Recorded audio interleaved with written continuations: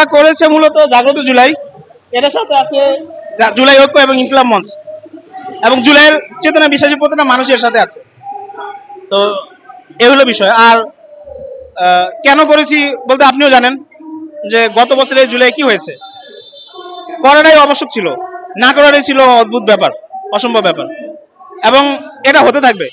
যে ঝড় গত 16টা বছর মানুষের উপরে বয়ে গেছে, আমার মনে হয় সেই তুলনায় রিয়েক্ট এবং এফেক্ট খুব কম হয়েছে। আমি মনে করি আরো বেশি কিছু হওয়া উচিত। আমি এখানে কোনো দায়িত্ব না, আমি এখানে দেখতে এসেছি এবং জুলাইয়ের সাথে আমি আছি, আমি এখানে দেখতে এসেছি। দায়িত্ব কি, প্রত্যেকেই দায়িত্বশীল। এই যে এখানে আপনার সুতা দেওয়া আছে, ই দেওয়া আছে, আসতেছে, দেখতেছে, চলে যাচ্ছে।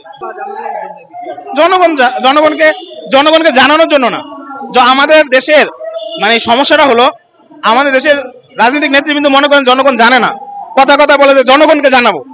একটা কথা মনে রাখবেন, জনগণ জানে।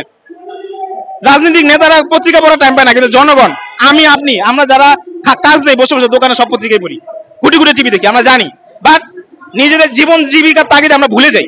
জাস্ট মনে করে রাখা যে ওইটা কিন্তু ওইটা হয়েছিল, বাস, তার কিছু না। জনগণ জানে, বহুত কিছু জানে, অনেক বুঝে। আপনি দেখেন নাই যে এই যে 24-এর আন্দোলনটা নিখুঁত একটা আন্দোলন হয়েছে?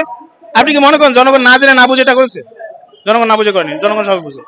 আর জনগণ 1757 সালে জনগণ ভুল করেছে, কিন্তু 1857 সালে জনগণ ভুল করেনি, জনগণ 47-এ ভুল করেনি, জনগণ